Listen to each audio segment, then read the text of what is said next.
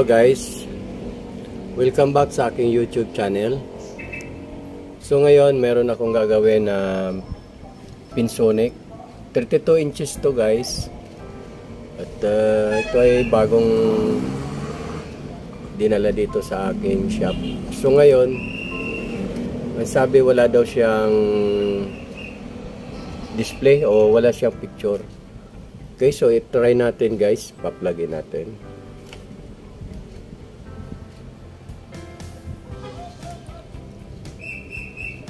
Yan, may standby light naman siya.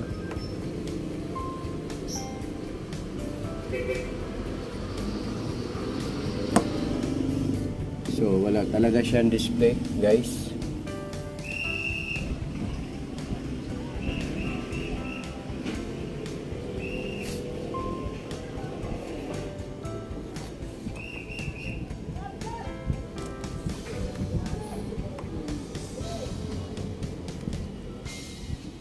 Ayan, wala siyang display. So hindi natin makita yung backlight kasi may glass yung nakalagay sa harapan. Ayan. So gagawin natin, bubuksan na lang natin. Alamin natin kung bakit wala siyang display. Ito guys yung model. Yan, model LED-3217. Okay, so ngayon guys, bubuksan natin.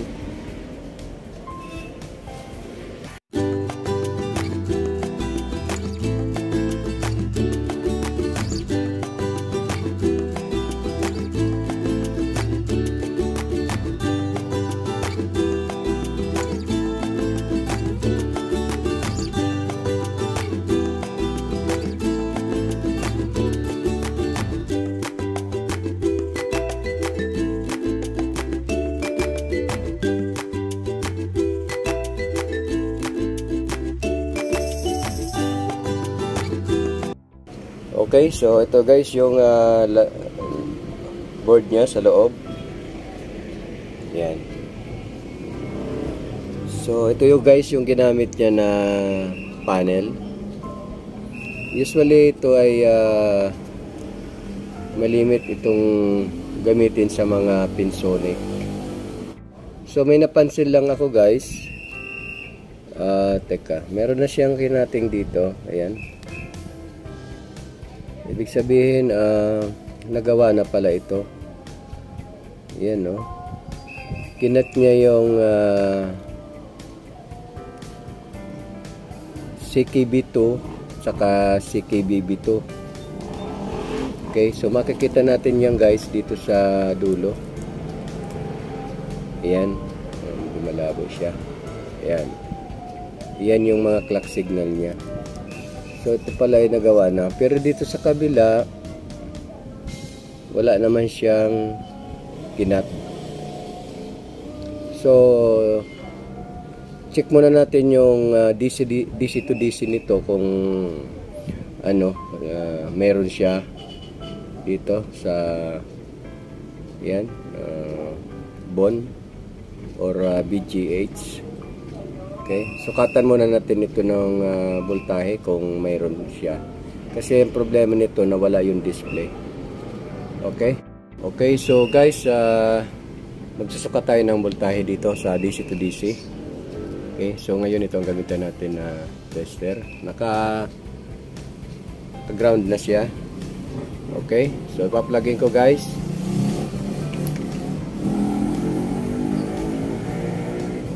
Okay, so nasa DC setting tayo. Check natin itong BON. Okay, so naka-standby siya. Power on natin.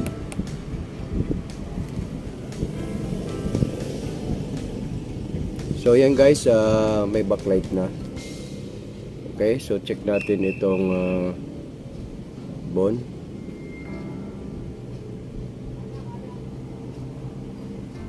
Okay, so wala siyang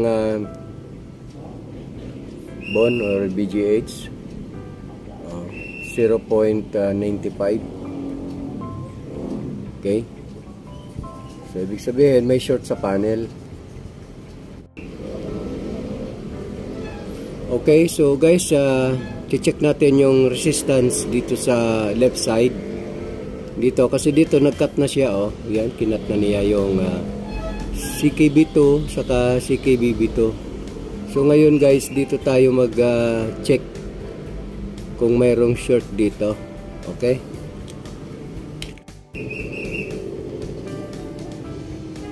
Okay guys, na tanggal ko na yung coating. So ito yung apat na clock signal. Itong dito sa una, ito yung CKB1, then CKBB1. Okay. Then ito yung kasunod, CKB2, then CKBB2. So itong apat na clock signal na ito yung laging nag-short sa ganitong panel. So yan guys, ang lumalabas sa 471.1. Check natin yung CKB2, then CKBB2. Okay siya, yung CKB2 tsaka CKBB2 is 5.19 mega ohms. Okay guys, nagkat ako dito ng isang signals, yung CKB1 dito sa left, pero wala rin ng pagbabago yung resistance niya. 473.1 ohms lang. So, dito tayo magkakat sa right side. Yung CKB1 saka CKBB1. Okay? So, kakat natin. Okay, so guys, nakat ko na yung CKB1 saka CKBB1. So, check natin yung resistance. Yung CKB1.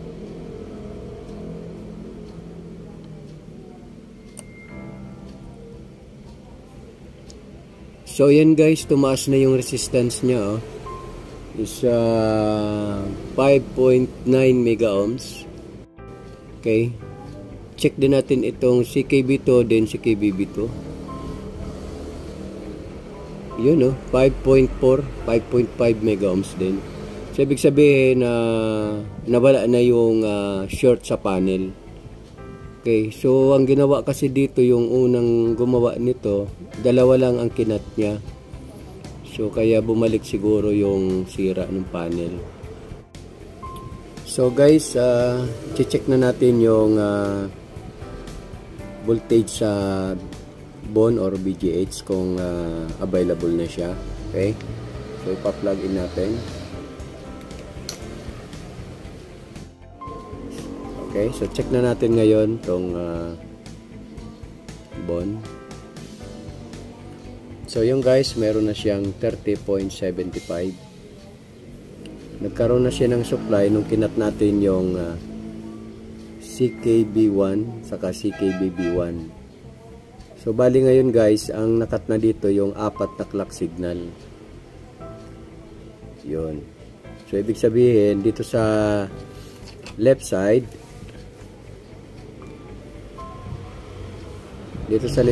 ay buo yung kanyang clock signal.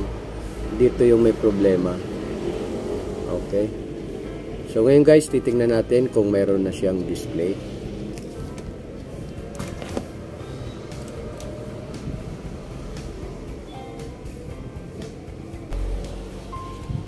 Okay.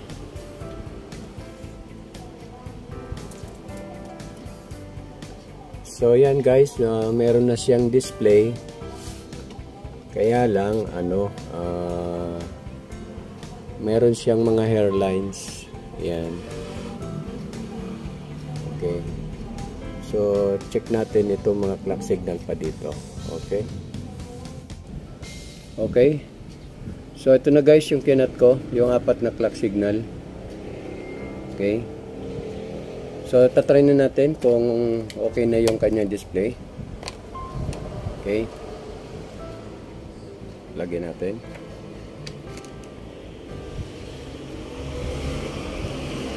Okay. Power on. Check natin yung display. Okay, so yan na guys. So, normal na siya.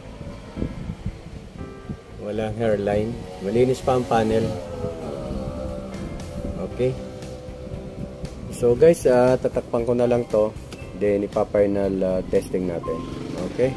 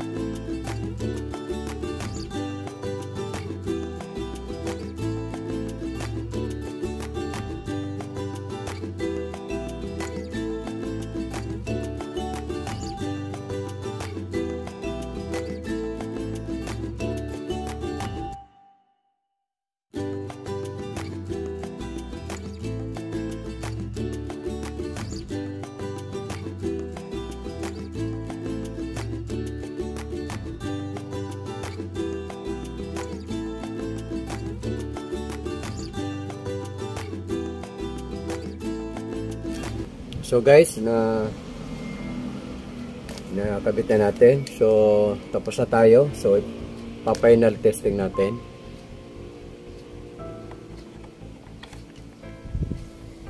Okay, so standby, power on.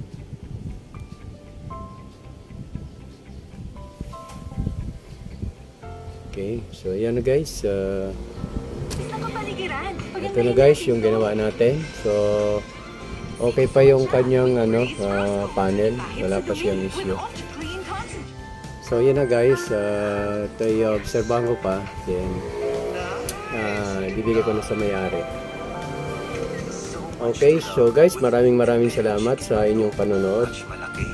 At kung hindi ka pa nakapag-subscribe sa aking channel, please subscribe and pakihit na rin yung notification bell para updated ka sa mga i-upload ko pang video. Okay, paki-share na rin din sa atin para makatulong tayo. Okay, so guys, maraming salamat and